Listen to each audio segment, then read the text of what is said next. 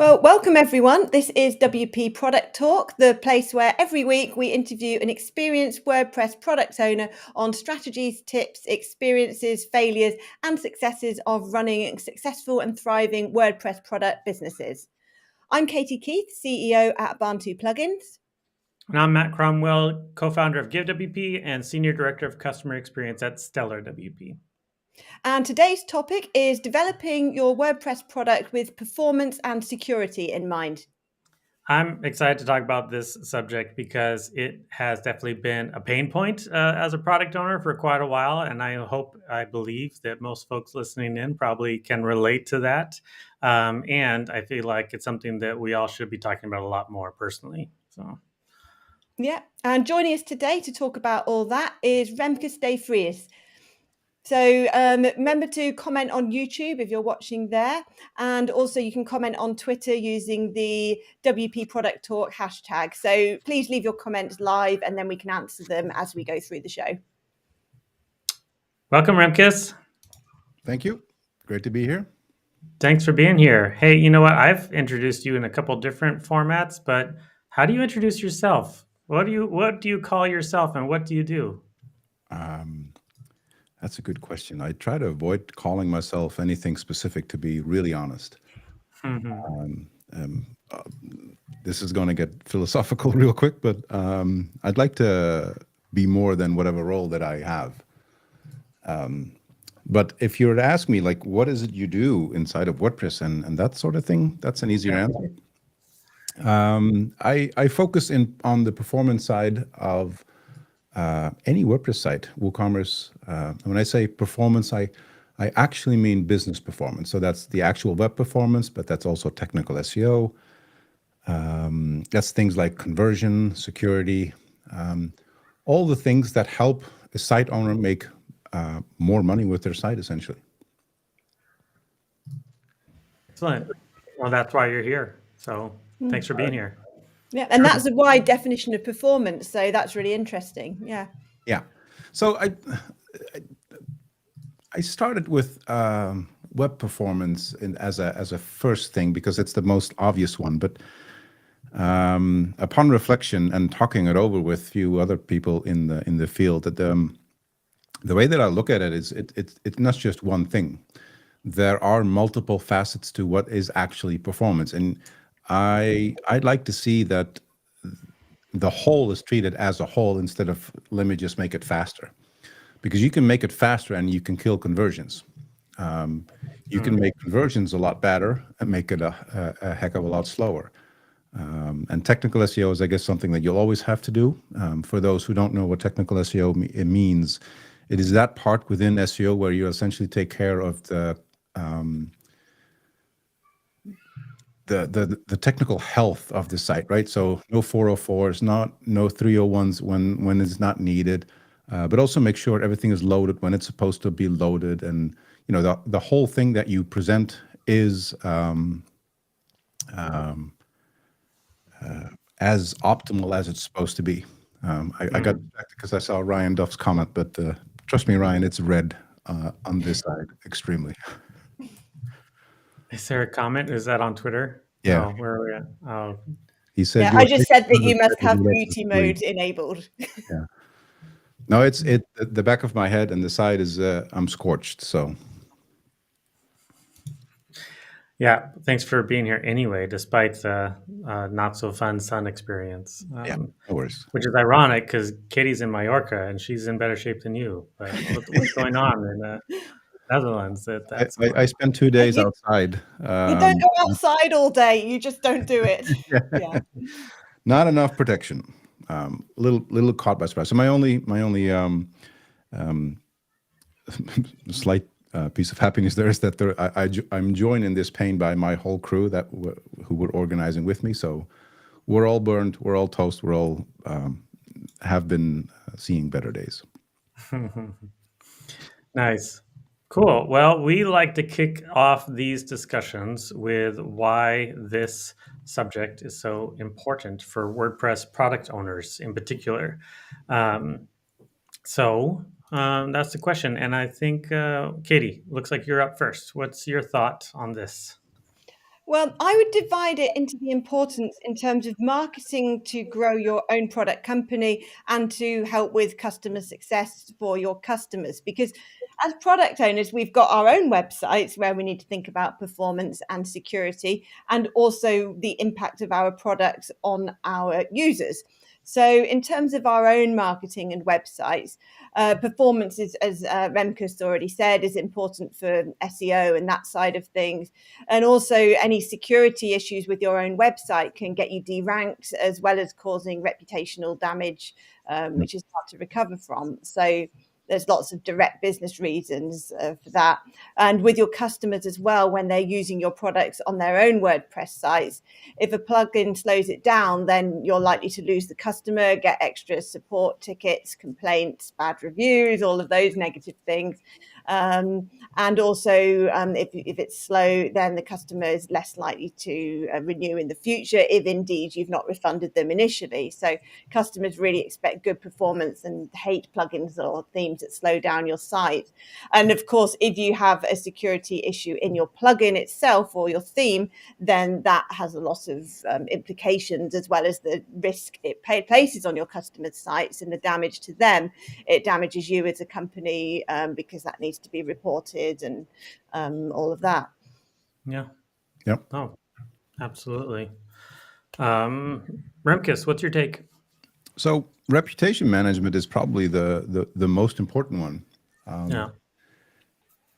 I'd go as far as saying that understanding what the actual full implications are, and Katie gave a good list of all the things that sort of touch this topic. I would summarize them to the main bracket of reputation management, because ultimately you are selling products, right? So your end client really depends on you to know what you're doing.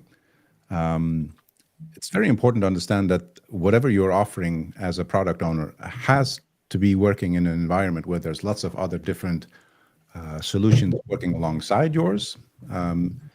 So there's obviously compatibility sort of thing.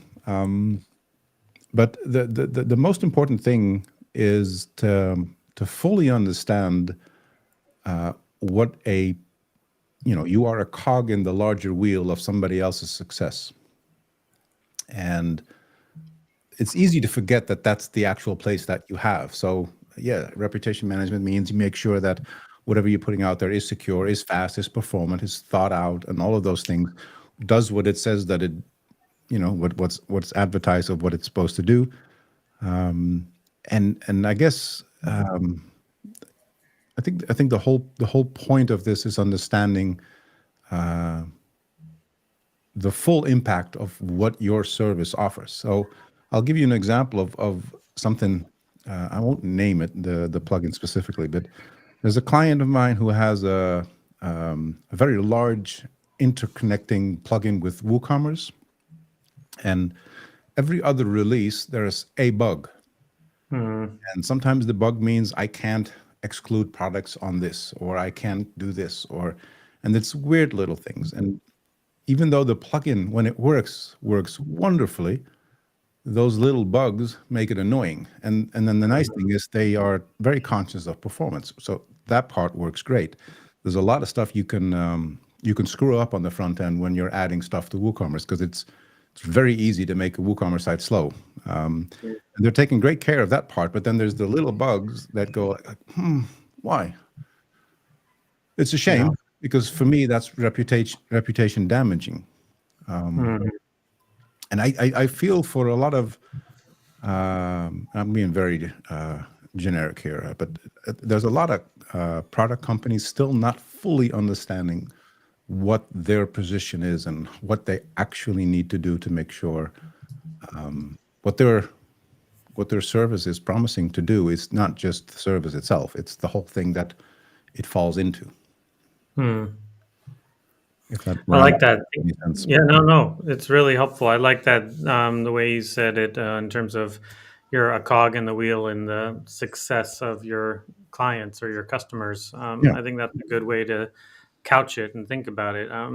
For me too, like it's definitely the best way to show that you are very customer centric because of the way in which everything you do impacts your customer websites. And as like you're highlighting right now, if whatever you have in your plugin or your theme or your product in one form or another, it negatively impacts your customer, you're going to be the first one they come to for sure. Like, no question about it. As a support person, it's like, I hear about it all the time. And I really do think that being intentional about security and performance is what it takes is one of the most important things to show a customer-centric mindset. And I do think WordPress products in particular always have to be customer-centric as much as possible. It's something I hope that we talk more and more about on the show here. So, If I'd like to, if I can hook into that, there's I forgot the name, but I guess it doesn't really matter. But there's a developer who started to develop plugins for the sake of, I want to start earning an income outside of what my current job is. Started thinking about gaps in the market, figured out a couple of plugins, built them, sold them, and is doing great. And he said it wasn't until like a couple of years in, when he already switched from being employed to being self-employed, and the plugins were doing really well.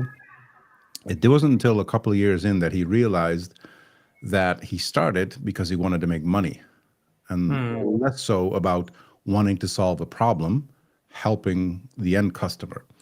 And he said when he made the switch in terms of, okay, I'm not just doing this to make money. Yes, of course, I want to make money. I want to provide for my family and all of that, of course.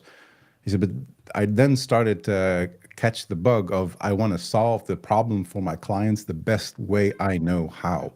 And that was if the name pops me back up in my head, I'll mention it. But I heard that and I was like, of course that made a huge difference, because just providing a service is not the same as wanting to solve somebody's problem. And for a lot of people, performance and security and scalability, those are real problems. That mindset does really help, because when you're thinking about the customer first, those things become priorities, even though they don't necessarily contribute directly to the bottom line. And that fits in with other non-essential things that are really important, such as accessibility as well. If the customer comes first, you invest in all of this. If the profit comes first, you might do, but you're making a very different calculation. You're going to go for the 80%, right? And you'll miss out on the 20. And Mr. Pareto was quite accurate, saying that the last 20% requires a lot of extra effort. But the yield is also quite big, right? Because the reputation management starts with the 20% extra. Because the bulk of the clients are just going to come anyway, because you solve the largest problem for them. And one way in which this, I think, kind of played out publicly in the WordPress space was when Google really started clamping down on performance as a key indicator for search results. And the one that got hit the hardest by that was Elementor. Elementor really had to be like, oh my goodness, like we really are actually making sites really, really slow. And it took them a long time to actually turn their product around so that it was more performant, and started adding things in there that actually helped that. And it's still, I honestly think they have still a ways to go on that front. I think they have a very long way to go. I feel like for a long time though, they got hit negatively on the reputation management front, because nobody could see them taking that issue seriously. Nobody noticed any serious performance improvements coming. Say it again. They made designers happy. They made whatever we call the category that installs Elementor and then configures the site inside Elementor. They made that crowd very happy because it was very easy to use. But it's missing out on a huge crowd. It's missing out on a lot of usability, and it's missing out on a lot of opportunity. And that's hugely important for page builders. I think they made improvements there, but it's taken a while. All customers are thinking about performance with page builders in particular, aren't they? So if you're not performant as a page builder, that's a real issue. Whereas some other plugins, maybe people don't directly think about it. Well, it's nice that if you look at the performance side of things of solutions happening in WordPress and injecting themselves in your site, if you run any Lighthouse report, then you'll see whenever you're having too many layers of diffs, just narrowing down to that one little button that you're using, that doesn't make a lot of sense, because ultimately that is a performance thing that has an impact in your browser. We can't ignore it, but the better approach is you shouldn't want to ignore it. You should want to fix it. Like, how can I do this smarter? And them switching to a Flexbox approach is a good switch, but there's still a lot of stuff that they can do to become more performant, to become the smarter solution. Yeah, absolutely. I think I'll wrap up the important side with my only other take is it definitely is the biggest risk involved in being a distributed product. When you don't get this right, when you don't get performance or security right, it goes badly in really bad ways. There's lots of different aspects of distributed products that you might not have the perfect uh, implementation of.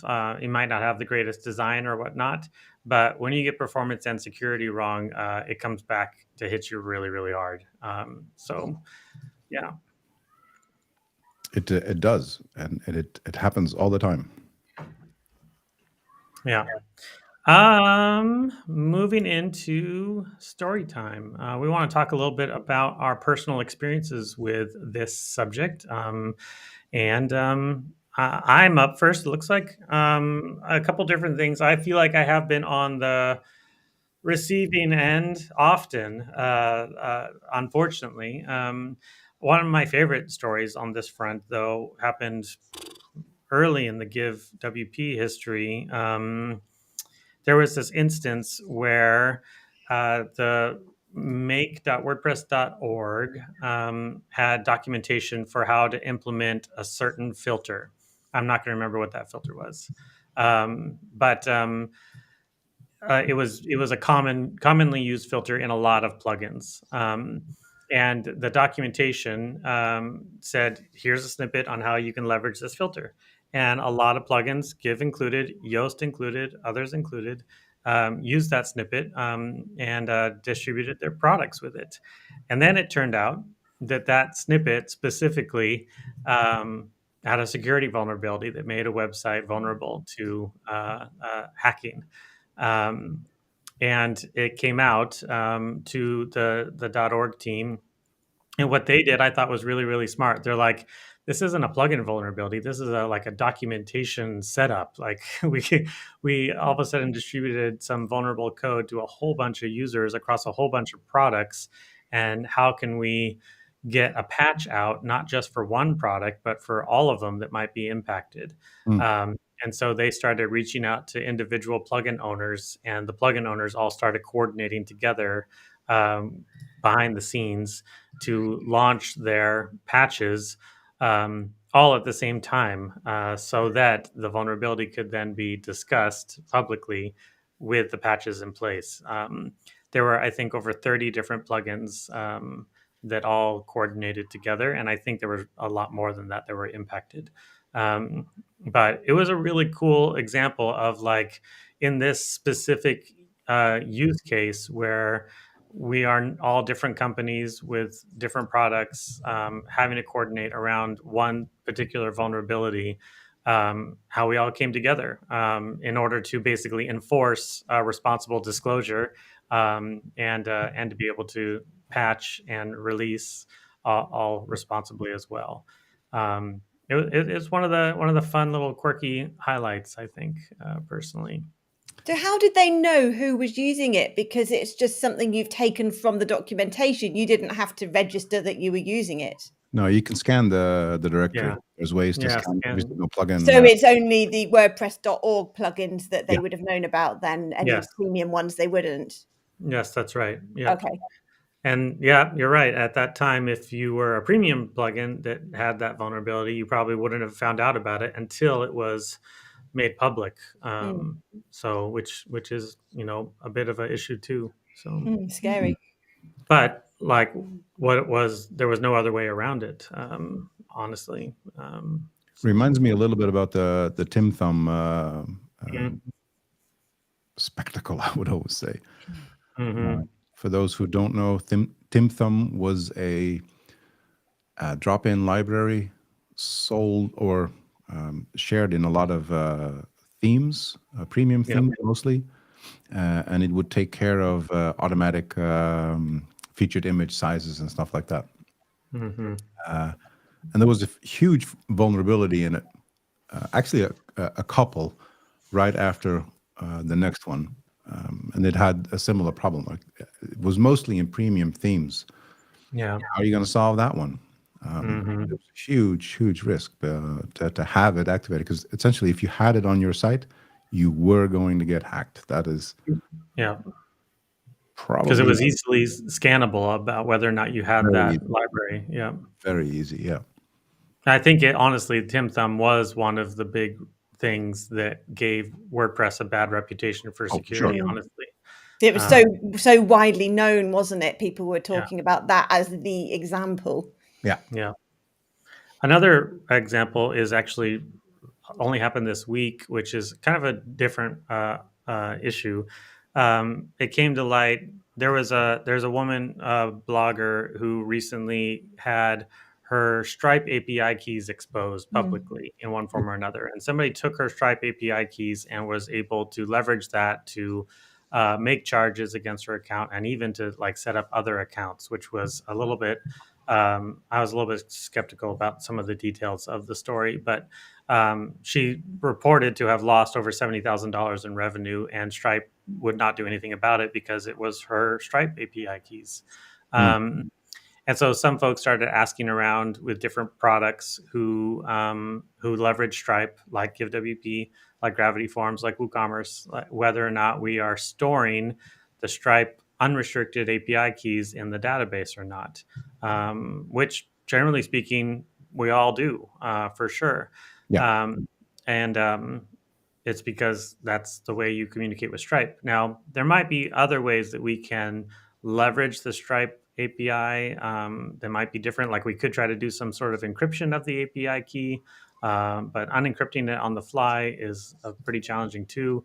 There's some things we're talking about and thinking through in order to improve that, but we are not considering it currently super high risk because it requires that somebody hacks your whole entire site to get access to those keys in the first place.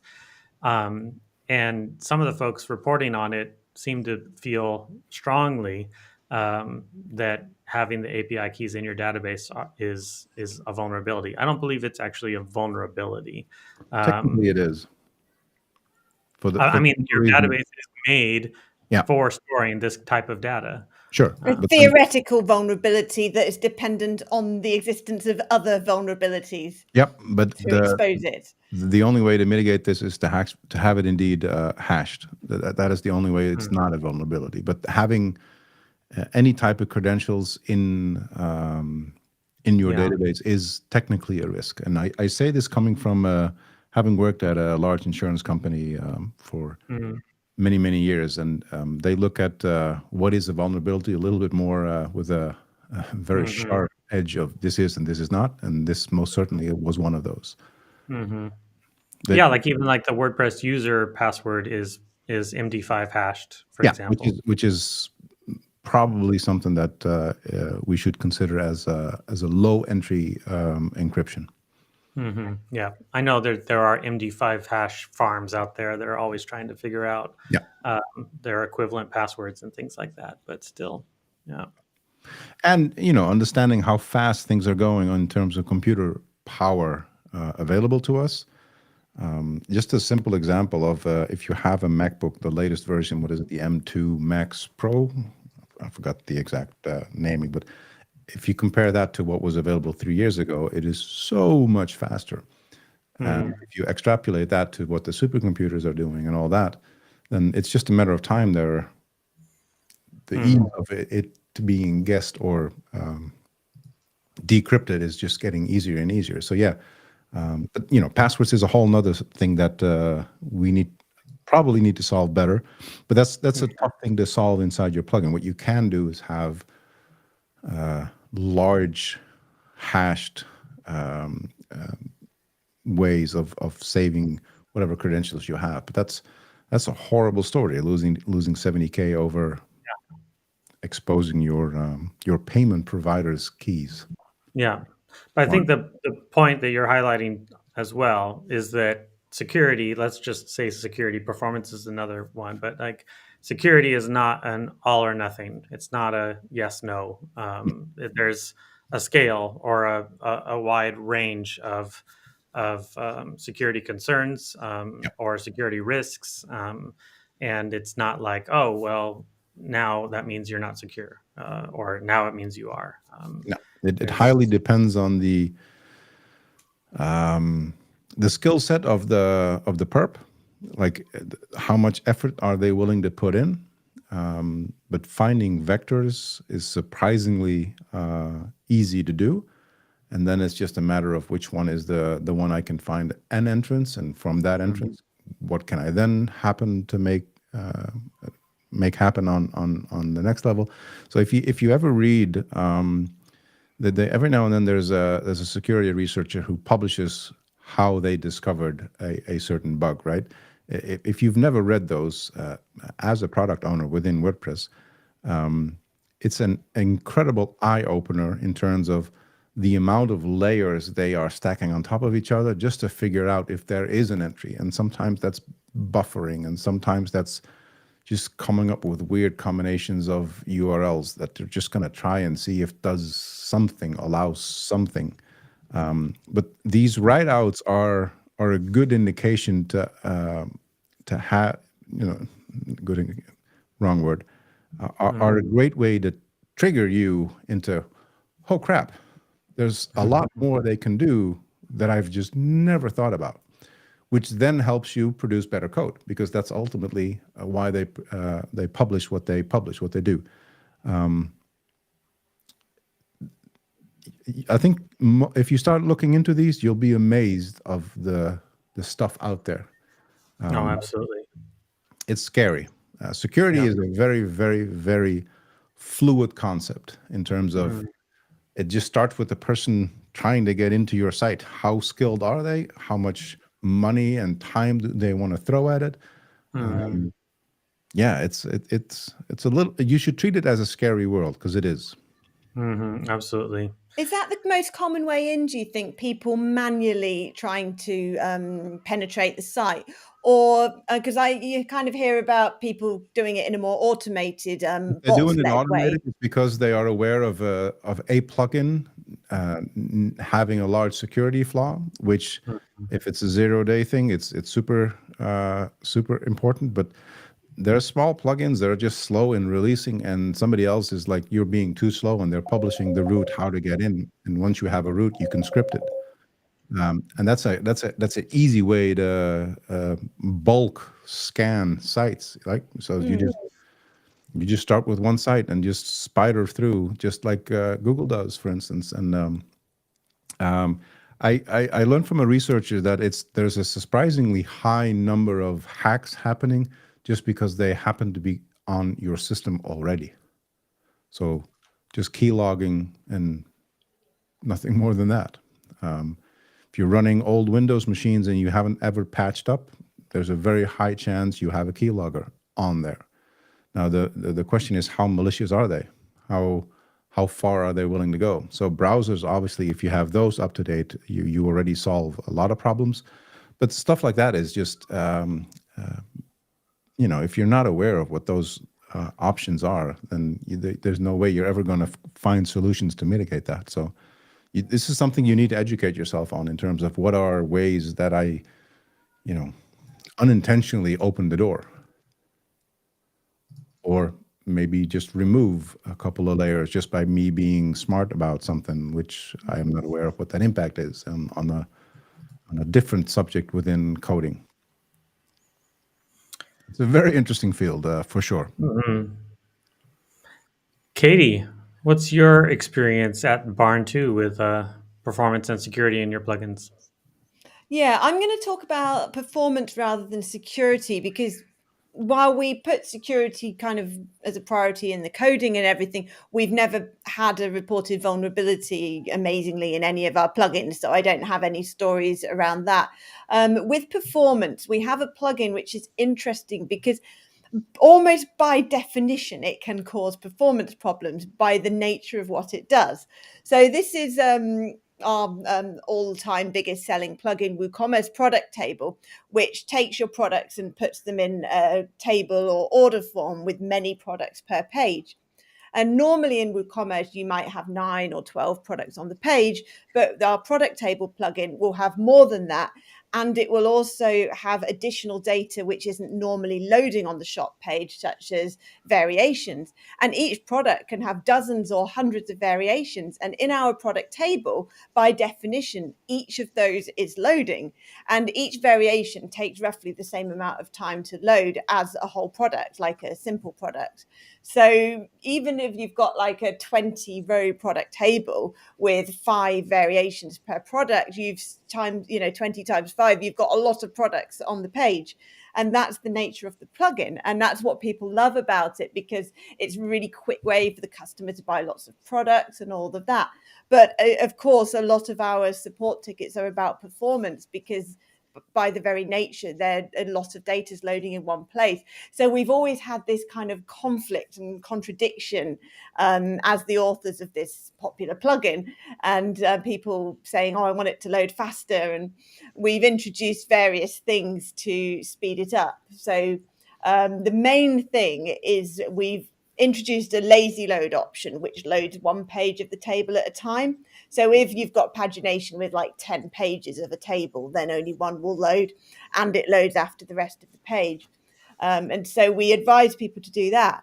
But that's not as good in many ways as the standard method of loading it with the rest of the page, because there's some limitations in terms of how it retrieves data from the database, and the searching is limited, for example. And so there's some functionality that doesn't work in lazy load. So we haven't come up with a perfect solution, which I think is a relevant point to make regarding performance, that sometimes something does take time to load and you have to do everything you can. But sometimes you do have to say to the customer, think about how you're using this product. You are telling it to display a huge amount of data, and maybe you need to kind of use it differently, which I kind of hate having to tell customers, because you just want it to work. But we haven't found a perfect solution to that one.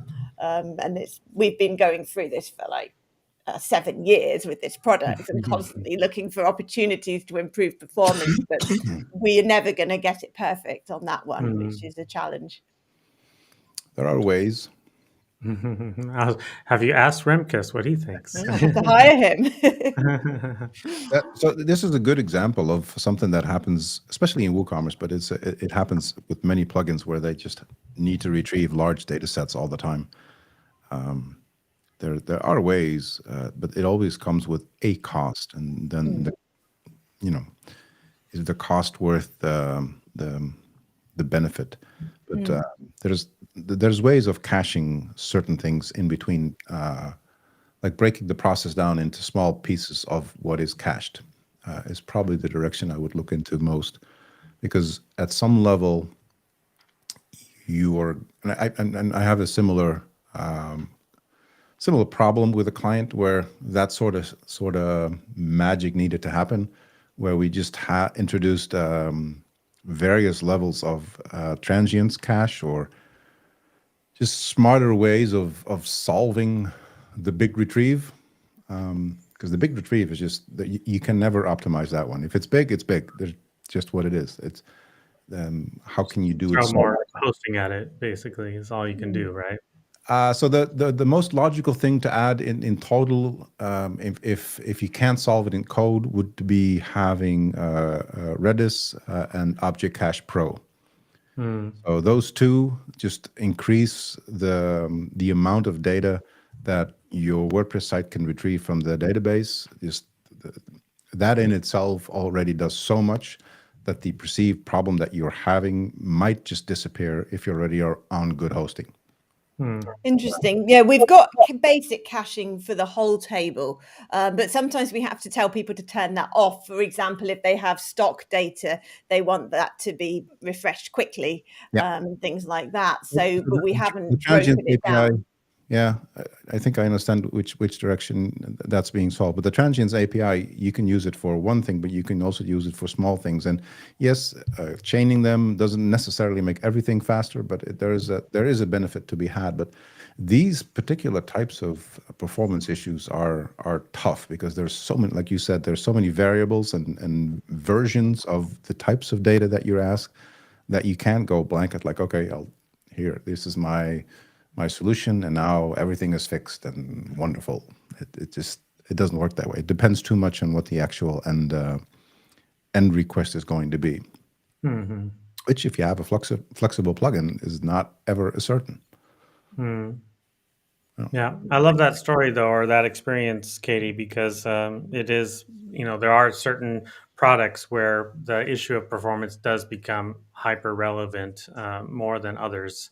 And that's a really good example where it's clear that you all have really tried to be really intentional about it, but it's nevertheless a really complex problem. Having a huge data set that is maybe being updated regularly and being able to load that publicly on the front end dynamically, like that's sounds super challenging no matter how you dice it. So it is. Remkus, so in 2 or 3, 5 minutes or less, like what's your experience with this subject? Can you distill it down for us? Probably not. Excuse me. I don't think I have a specific story without really deep diving into just issues and problems that I've run into for clients and having to solve them and all of that. But in terms of like a common theme that I see a lot is folks not fully understanding the implications of optimized code, and that doesn't necessarily mean.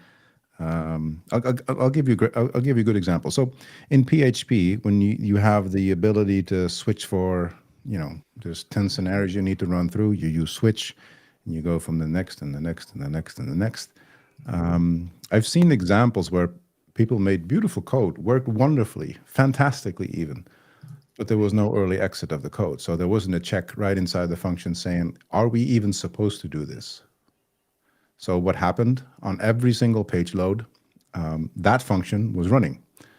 And in itself is not necessarily not even a problem, but if you're running a site that has 1 million visits, 1 million page views per month, then that quickly becomes a problem because you can see the resources just adding up unreasonably high versus the number of page views that you're seeing. And sure, you can cache it, but if that happens to be a WooCommerce site and most people are on your site having something in their cart, which by default invalidates your cache, they're not in cache, so you can't optimize for that. So if I combine a lot of stories by just by using that example, that's a good one to keep in mind as you are optimizing in your code.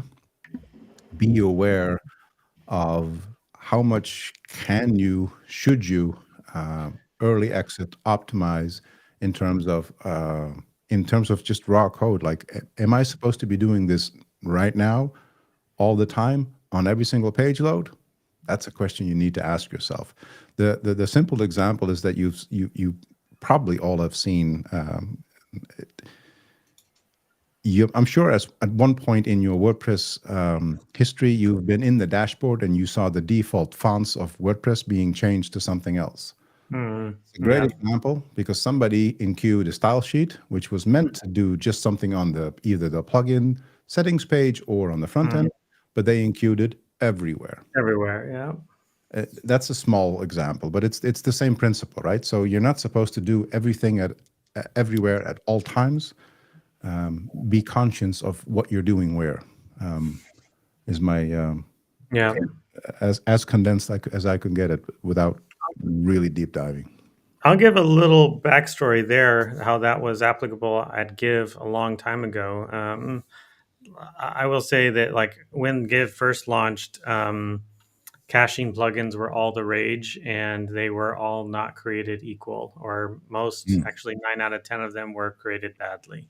Yeah. They were the bane of my support existence. And we honestly we had a lot of back and forth internally on like how we are going to cache or how we're going to load our assets on the front end, because technically we had the ability to limit the JavaScript and CSS to only where a give form existed on the front end, but we noticed that when we had that in place, our caching plugins tended to break the donation forms almost every time. And it was one of those situations where we wanted to do what was best and most performant for the website. And this was also before, what is it called? The HTTP protocol that lets you do multiple things at the same time. /2. Yeah, exactly. HTTP2. Before all of that also. So we wanted to do it, but it just continued to be a major support burden. And so at the end of the day, we were just loading our CSS and scripts throughout the whole front end of the site, which didn't feel very optimal at all. But the donation forms were working, even with caching plugins enabled. Some folks who are astute definitely didn't love that. And I had to have a nice, long support conversation about that. I was like, I hear you. I don't love it either. But, I'm trying to choose between two evils here. So yeah, like I said, you made a lot of friends. Got a lot more contacts since then. Yeah. Potential friends. Yeah. Definitely a lot of folks who like to give me their strong worded opinion, for sure. Nice. Well, we have only a few minutes left, and we wrap it up typically with talking about our best advice for anybody who's just getting into WordPress product ownership. And Katie, you're up first. What's your best advice for folks on this topic? Well, I'd say to make performance and security an integral part of the product design and review process rather than an afterthought. And if possible, based on your company size, budget, etc., commission third-party audits and support, because you don't have to be an expert in this area, but you do need an expert in this area. Excellent. Good one. Remkus. Yeah, it's in this along the same lines, but it's test small, test big, test often, test weird scenarios, and automate testing as much as you possibly can. But assume you know nothing. Excellent. Those are both great advice. I really honestly don't have much to add to it. That's exactly the same advice I would give.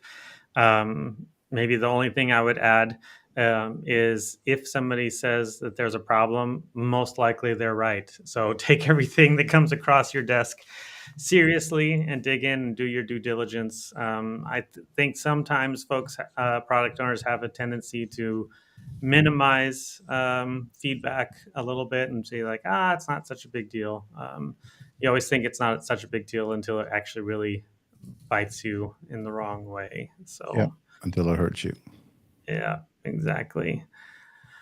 Actually, in the chat, I said, who has a horror story about a plugin or theme that ruined your website performance? We got one comment here real quick that says, Tim's unpack resulted in injection to our membership software, a member. I remember. Hackers were able to change the PayPal email in the configuration without us noticing. Oh my gosh, that's super smart. And so that they received all of the sales for a few days. Oh man, that's horrible. That's definitely a horror story. Especially when it's like you're changing a setting. Like so much of the like malware scanner type things will scan for changes in files and whatnot. And that one is actually a change in the database that might easily not get caught. So thanks for the comment. Remkus, thanks for being here. Really appreciate it. This was a great conversation. Sure. Happy to be here. Next week, we are having another Friesland person. Frisian, yep. Sorry, another Bo of Frisian. Frankrijk. Another, yeah, exactly. The only other one in WordPress, right? No, there's more. There's more. I know I keep joking with you about this. Bo Frankema is going to join us. He's going to be talking about Dolly in particular, but also the opportunity WordPress products have to be distributed in a new fashion, basically using a hosted version of your product in new ways. It's definitely things like Instant WP and WP CS have really made this an interesting aspect and an interesting opportunity in the WordPress space. And Bo is going to come and talk with us about it. So I'm excited. So. Yeah. Oh, and also that will be the first week of our rotating co-hosts. Last week we announced that in addition to Matt and myself, we'll be rotating with Zach Katz and Amber Hines as co-hosts. So next week will be Matt and Amber, and then I'll be back the week after that. So that should be good too.